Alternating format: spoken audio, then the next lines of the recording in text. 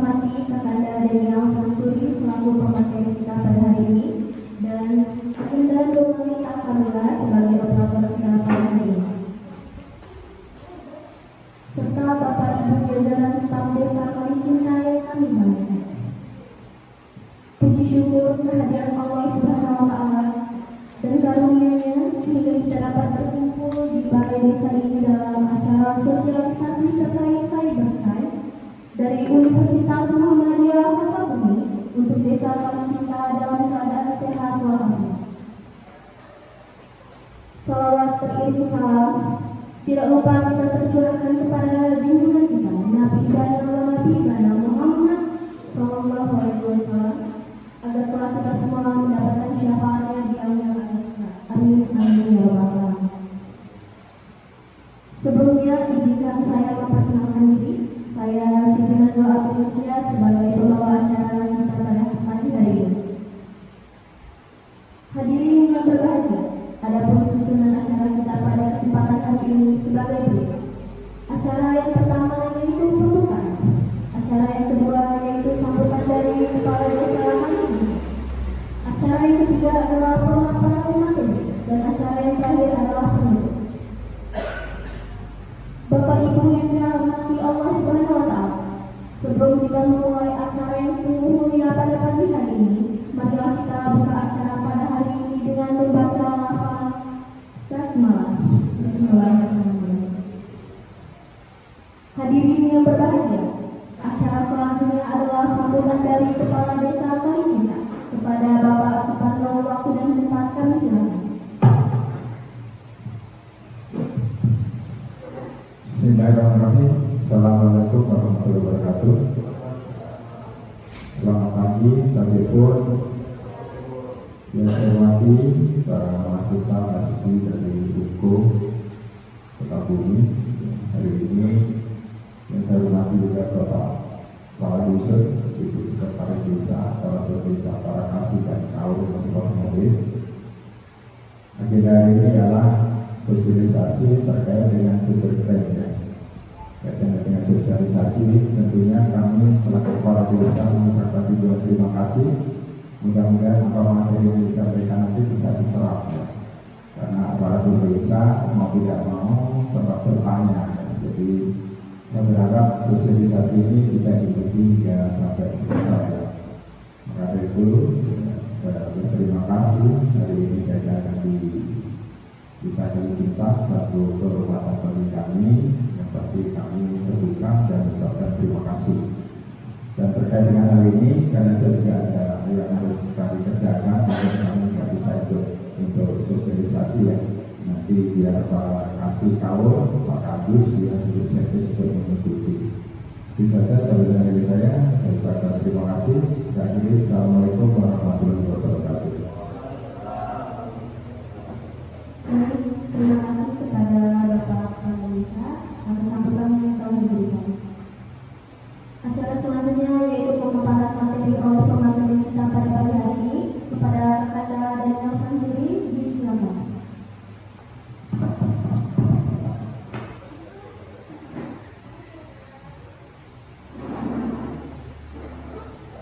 Bismillahirrahmanirrahim. Assalamualaikum warahmatullahi wabarakatuh. Yang kami hormati dan yang kami muliakan Bapak Kepala selaku Kepala Desa Kalicinta beserta aparatur dan lembaga desa Kalicinta yang alhamdulillah pada kesempatan pagi dan siang hari ini sama-sama hadir di aula desa Kalicinta. Alhamdulillahirabbil alamin. Wa bihi nasta'in ala amrin wajib wa ala alihi wa sahbihi ajma'in. Pertama dan paling utama adalah kita bersyukur kehadiran Allah Subhanahu wa Ta'ala, yang mana pada kesempatan ini pada acara sosialisasi terkait cybercrime kita semua di dalam aula ini diberikan kehadiran Allah Subhanahu wa Ta'ala dalam keadaan sehat walafiat. selalu dicurahkan kepada junjungan kita Nabi Muhammad Shallallahu Alaihi Wasallam. Pertama, tentunya kami mohon izin dan mengucapkan terima kasih yang setinggi-tingginya kepada Kepala Desa serta perangkat desa kita, karena kami sudah diterima untuk melaksanakan sosialisasi di desa Bapak Ibu sekalian. Kemudian sebelum kami memaparkan terkait materi cyberthreat, tentunya kami untuk mengawali apa yang disampaikan yaitu memperkenalkan diri terlebih dahulu Bapak Ibu sekalian. Izin saya nama Daniel Bansuri atau bisa dipanggil Daniel Bapak Ibu. Saya di sini sebenarnya belum layak kalau dibilang materi. Kami ini kelompok. Jadi di kelompok kami ini saya Daniel Bansuri, kemudian Siti Najwa yang jadi moderator, kemudian Nurmalita Kamila yang menjadi operator pada kesempatan kali ini. Nah, Nurmalita ini kalau sekarang dia masyarakat desa kita, cuma di bagian dusun yang di luar ya. Makanya dari saudara Nurmalita itulah kami menjadi informasi dan kami mengumpulkan Pak Kades. Alhamdulillah kami diterima untuk melaksanakan sosialisasi cybercrime di desa kita. Kemudian sebelum memulai materi, kami selaku junior daripada Bapak Ibu sekalian, karena masih melaksanakan pendidikan. Nah, jadi dalam hal ini kita di sini sebenarnya sama-sama belajar di Bapak Ibu sekalian. Kami mengadakan sosialisasi ini bukan berarti kami menggurui atau mengajari Bapak Ibu sekalian, tetapi kita sama-sama belajar untuk memahami terkait cybercrime ini, karena cybercrime ini merupakan tindak pidana khusus cyber. Jadi kalau di kepolisian itu dia di bawah kesatuan reskrim dan reskrim. Lanjut, izin saya boleh diri teman-teman.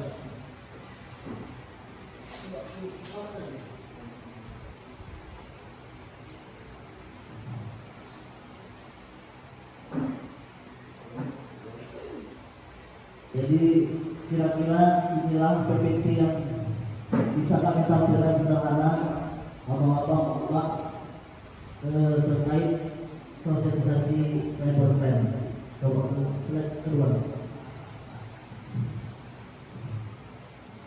Pertama yaitu pengertian cybercrime. Jadi Bapak Ibu sekalian, cybercrime atau yang dikenal dengan kejahatan cyber itu ialah kejahatan yang dilakukan melalui media digital. Bentuk tindakan ilegal yang dilakukan menggunakan teknologi komputer dan jaringan internet. Yaitu dalam praktiknya itu komputer atau jaringan internet itu bisa menjadi alat untuk melakukan suatu kejahatan.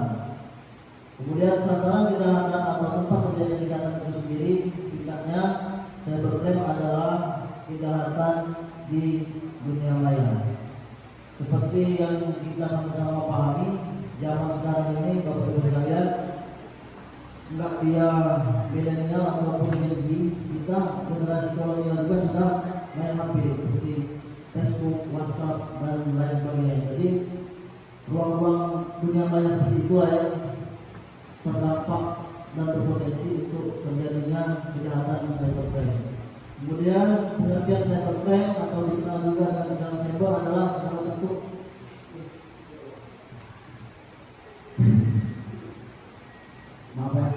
Kemudian kita lanjutkan definisi dan karakteristik cybercrime. Nah, yang pertama, cybercrime ini merujuk pada kejahatan yang dilakukan dengan menggunakan teknologi komputer atau jaringan internet. Kemudian karakteristik yang kedua yaitu berbeda dengan kejahatan konvensional. cybercrime ini melibatkan penggunaan teknologi dan media digital.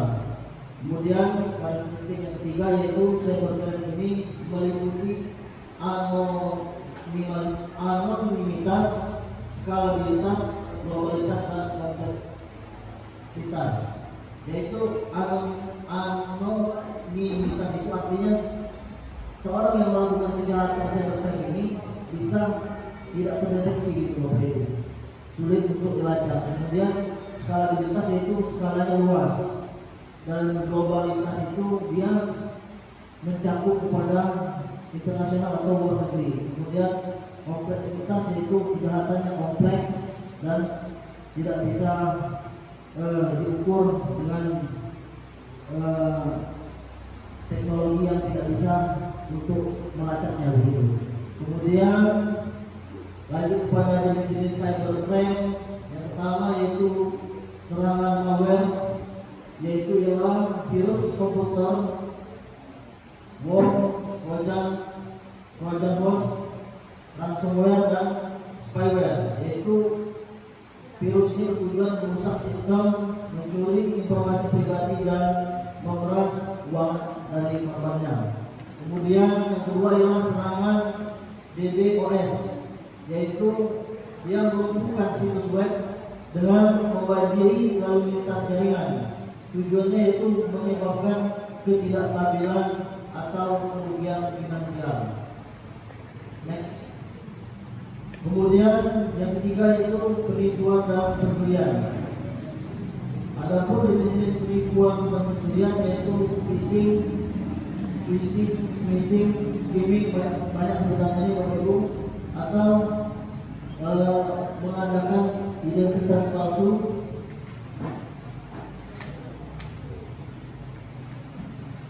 yaitu jalan tujuannya untuk mendapatkan informasi pribadi dan untuk disalahgunakan.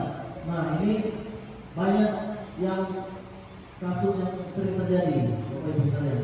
Contohnya kalau sekarang ini yang lagi marak itu seperti di grup WhatsApp itu ada nomor yang tidak dikenal mengirimkan aplikasi ataupun undangan. Jadi itu salah satu bentuk dari phishing, yaitu kalau kita buka file ataupun yang dikirim itu, jadi data kita bisa diretas oleh pelaku. Nah, itu adalah salah satu bentuk tindakan ataupun tindak pidana cybercrime. Maka dari itu kita harus berhati-hati dan jangan gegabah dalam menggunakan media sosial. Kemudian cyberbullying, yaitu penggunaan teknologi untuk mengintimidasi, melecehkan atau merendahkan orang lain. Tujuannya ialah menyebabkan kerugian psikologis atau sosial pada korban. Nah, cyberbullying ini dia menghina seseorang ataupun seorang tokoh, dia tidak secara langsung tetapi melalui media sosial dapat menyebabkan reputasi seseorang itu buruk di halayak umum gitu, Bapak Ibu. Jadi sangat berbahaya juga, yaitu salah satunya tadi apa, cyberbullying ini ya. Next. Kemudian yang kelima yaitu kejahatan keuangan online atau sebutannya ini skimming ya. Skimming kartu kredit, pencurian data pembayaran atau pembobolan akun bank. Tujuannya ialah untuk mendapatkan keuntungan finansial secara ilegal. Next. Kemudian faktor-faktor pendorong terjadinya cybercrime. Yang pertama yaitu anonimitas dan sulitnya pelacakan. Nah, seperti anonimitas ini yang seperti yang sudah dilewati tadi, ada 3 jenis tadi, yaitu dia identitas online yang mudah disembunyikan dan sulit untuk ditelusuri.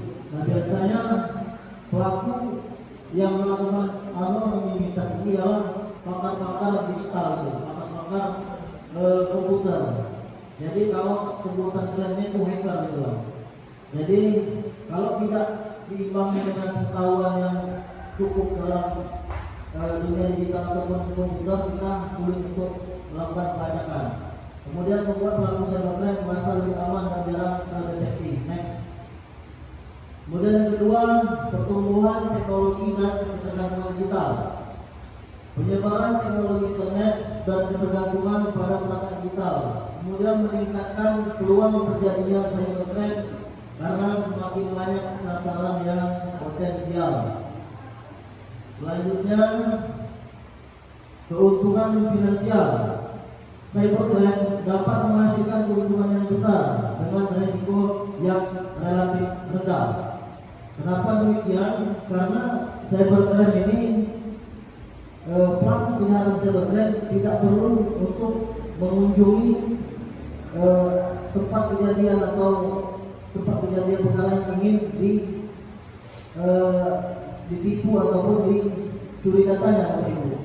Karena cybercrime itu dari sini, misalnya kita langsung akses komputer, bisa langsung phishing data yang di Jakarta begitu. Makanya risiko dari tidak pelaku cybercrime ini tergolong rendah. Kemudian motivasi finansial mendorong para pelaku untuk terlibat dalam aktivitas kejahatan online. Nah, seperti yang kita ketahui, keadaan ekonomi kita sekarang ini sangatlah miris. Seperti halnya kita dalam utara ini, Bapak Ibu, kebanyakan kita itu petani ya, khususnya petani singkong. Sekarang harga singkong turun, jadi ekonomi sangatlah anjlok begitu. Kemudian yang keempat, kurangnya kesadaran keamanan cyber. Nah, ini yang paling penting. Jadi terkadang kita ini tidak cukup memahami gitu.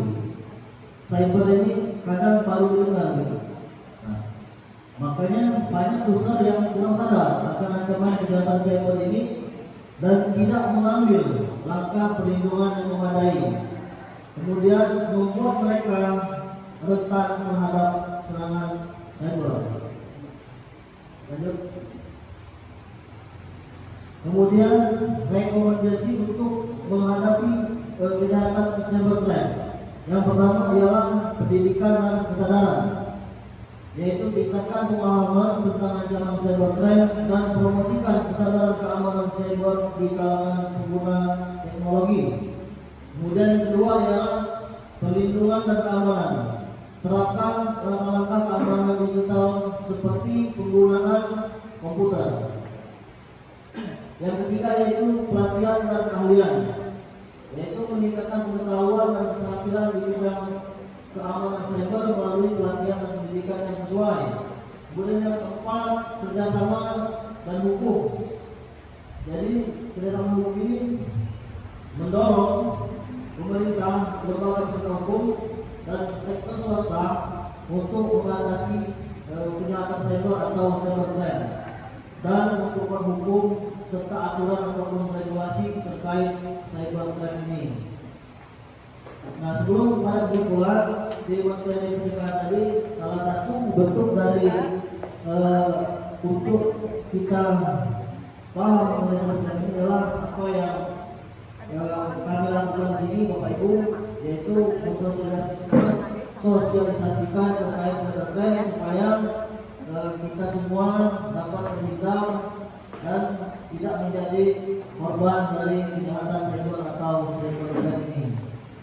Sampailah kita pada kesimpulan yang pertama, cybercrime ini merupakan ancaman serius yang melibatkan penggunaan teknologi komputer dan internet. Kemudian jenis cybercrime mencakup serangan malware, DDoS atau penipuan yang cyberbullying dan kejahatan keuangan online. Kemudian yang ketiga, faktor-faktor pendorong termasuk anonimitas, pertumbuhan teknologi, keuntungan finansial dan kurangnya kesadaran keamanan cyber. Yang keempat, penting untuk meningkatkan pendidikan, kesadaran perlindungan, pelatihan, kerjasama dan penegakan hukum untuk melawan cybercrime.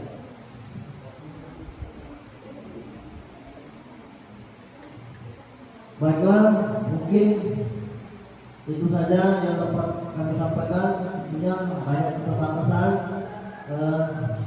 Inilah yang dapat ataupun menjadi sanggup kami, Bapak Ibu. Kurang lebihnya saya mohon maaf. Terima kasih atas segala perhatian. Mohon maaf atas segala kekurangan. Assalamualaikum warahmatullahi wabarakatuh.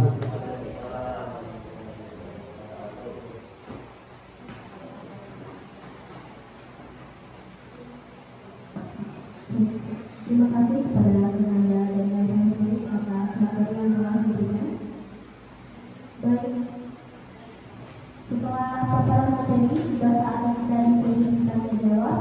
Bagi Bapak Ibu hadirin yang memiliki pertanyaan, kami silakan.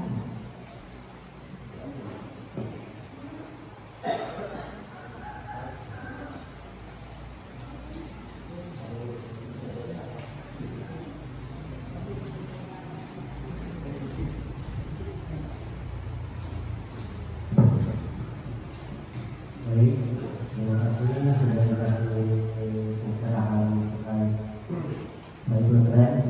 Pertanyaan saya, bagaimana mencegah supaya kita tidak terjadi kejahatan cybercrime? Itu aja, mencegah, yang mencegah.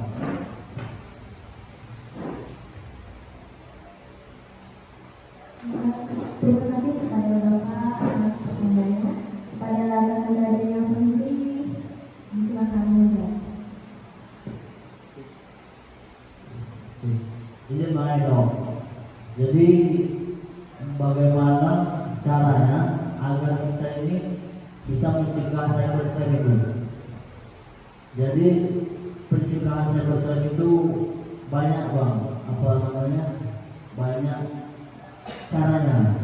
Tapi pencegahan yang paling utama itu ialah kita mengetahui tentang cybercrime itu. Jadi ada pun pencegahan yang lain. Jadi seperti kita membuat perasaan kita tidak bisa diretas gitu bang. Tetapi dengan kecanggihan teknologi, kawan-kawan pelaku ataupun oknum yang melakukan cybercrime ini masih bisa diretas. Jadi pencegahan yang paling utama itu ialah kita ini harus mengetahui. Jadi kalau kita mengetahui tentang suatu kejahatan atau dalam hal ini kita bahas cybercrime, insya Allah kita semua dapat terhindar dari bentuk-bentuk kejahatan yang terkait cybercrime ini. Mungkin itu saja. Bu, adakah yang masih ingin bertanya?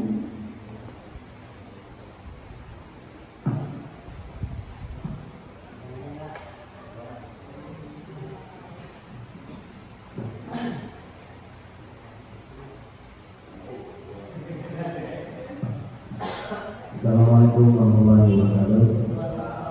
Mohon solusi sedikit. Ketika akun kita sudah terlanjur dibobol, solusinya gimana untuk mengatasi itu? Kadang dari akun email kita sudah baca dengan mereka, pada nomor handphone kita, namanya sudah dipetak. Solusinya gimana? Terima kasih. Wassalamualaikum warahmatullahi wabarakatuh. Ini jawabannya. Jadi tindakan yang paling utama bang, ini jawaban kami ya. Mohon maaf kalau belum memuaskan kita. Jadi kalau handphone kita diretas, itu kan otomatis semua data termasuk data perbankan gitu kan kita khawatirkan bisa gunakan.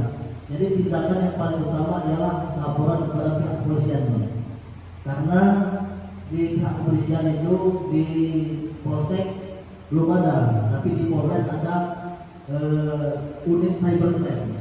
Mereka itu personel polisian yang khusus mendalami tentang tindak kejahatan cybercrime. Mudah-mudahan nanti tindakan kita laporan itu bisa menyelamatkan, sengaja mengamankan data kita yang dibobol itu. Nah kemudian itu tindakan utamanya. Tindakan alternatifnya kita bisa menghubungi atau meminta bantuan kepada kawan ataupun saudara kita yang mengerti untuk melakukan stopping ini ya Bapak, stopping hackernya. Itu biasanya dari kawan-kawan yang VIP bisa untuk mengamankan data kita yang terlanjur dibobol. Nah mungkin dua itu saja Pak yang menjadi tindakan utama dan tindakan alternatif yang bisa kami lakukan dan itu jawaban kami. Terima kasih Pak.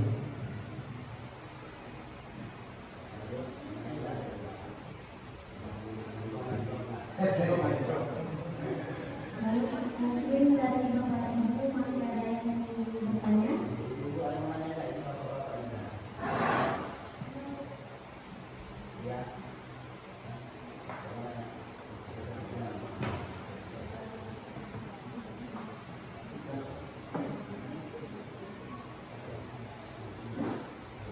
Terima kasih kepada para hadirin yang sudah bertanya. Semoga jawaban dari Anda dan yang sendiri bermanfaat.